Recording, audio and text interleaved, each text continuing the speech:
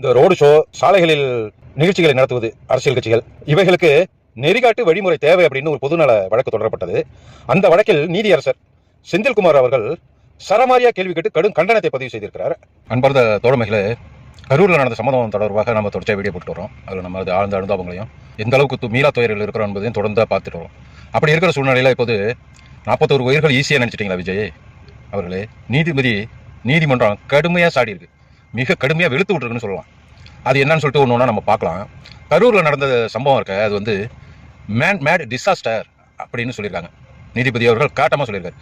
அதாவது கரூரில் நடந்தது மனிதனால் உருவாக்கப்பட்ட பேரழிவு அப்படின்னு சென்னை உயர்நீதிமன்றம் சொல்லியிருக்கு. அடுத்தது இன்னும் பார்க்க போனா, தவக தலைவர் விஜய்க்கு தலைமை பண்பு இல்லை, சட்டத்திற்கு முன் அனைவரும் சமம், அரசு அமைதியாக இருக்க முடியாது அப்படின்னு நீதிபதி சொல்லியிருக்காரு. அதோட மட்டும் இல்லாமல் சிறப்பு புலனாய்வு குழு ஒன்றையும் அமைத்திருக்காங்க.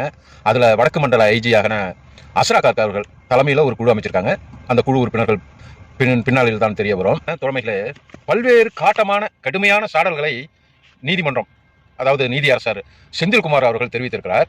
கரூர்ல இந்த 41 பேர் இறந்த சம்பவம் தொடர்பான வழக்கு, இதை விசாரிக்க என்ன தடை உள்ளது என்று கேட்டிருக்கிறார். புகார் அளிச்சாலும் அளிக்காவிட்டாலும் நிர்வாகிகள் மேலும் மற்றும் விஜய் மறைமுகமாக குறிப்பிட்டிருக்கிறார். புகார் அளிச்சாலும் அளிக்காட்டினாலும் பதிவு செய்திருக்கணும், புகாரை பதிவு செய்து வழக்காக்கி இருக்கணும் அப்படின்னு நீதிபதி அவர்கள் கூறியிருக்கிறார். அதோடு மட்டும் இல்லாமல் மிக காட்டமாக, என்ன கட்சி இது அப்படின்னு காட்டமாக கேட்டிருக்காரு. சம்பவம் நடந்தவுடன் தாவேக்காவினர் எல்லோரும் அங்கிருந்து தப்பி விட்டனர், ஓடிவிட்டார்னு கூட சொல்ல, தப்பி விட்டனர் அப்படின்னு சொல்லியிருக்காரு. அதோடு மட்டும் இல்லாமல் இந்த விஜய் வாகனம், பெரிய வாகனம் இல்லையா, பஸ்ஸு, பேருந்து, அதில் சைடில் வந்த 2 மோட்டார் சைக்கிள் மோதி டயர் கிட்ட கீழே விழுவாங்க. அது சம்பந்தமாகவும் குறிப்பிட்டிருக்காரு. 2 பேர் விழுந்தாங்களா விஜய் வாகனத்தில், அந்த வாகனத்தை பறிமுதல் செய்திருக்க வேண்டாமா, வழக்கு பதிவு செய்திருக்க வேண்டாமான்னு கேட்டிருக்காரு. இதோட மட்டும் இல்லாமல் நிகழ்ச்சி ஏற்பாடு செய்தவர்களுக்கு கருணை கட்டுறீங்களா அப்படின்னு காவல்துறை பார்த்து கேட்டிருக்காங்க. இதையெல்லாம் நீதிமன்றம் கண்மூடி வேடிக்கை பார்க்காது அப்படின்னு சொல்லியிருக்காரு. தபாகவின் முக்கிய தலைவர்களில் ஒருவரான, தலைவர்னு சொல்ல முடியாது, பிரபலங்களில் ஒருவரான ஆதவ் அர்ஜுனா அவர் ஒரு சமூக வலைதளத்தில் ஒரு பதிவிட்டார்.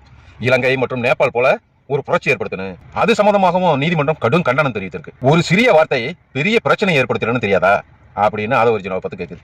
ஆதவ் அர்ஜுனா மீது சட்ட நடவடிக்கை எடுக்க நீதிமன்றம் ஆணை பிறப்பிச்சிருக்கு, காவல்துறைக்கும் பரிந்துரை செய்திருக்கிறது. ஆதவ் அர்ஜுனா சட்டத்துக்கு அப்பாற்பட்டவர் அல்ல என கேள்வியும் எழுப்பியுள்ளது. வன்முறையை தூண்டுற வகையில பதிவிட்டிருக்காரு ஆதவ் அர்ஜுனா. அந்த ஆதவ் அர்ஜுனா அவர்களின் பதிவை நேரடியாகவே பார்க்கிறார் நீதிபதி செந்தில்குமார். அதோடு கடும் கண்டனத்தையும் தெரிவித்திருக்கிறார்.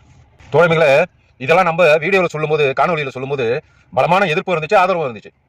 இப்ப நீதிமன்றமே நாம சொன்னதெல்லாம் சரிதான் அப்படின்னு சொல்லிட்டு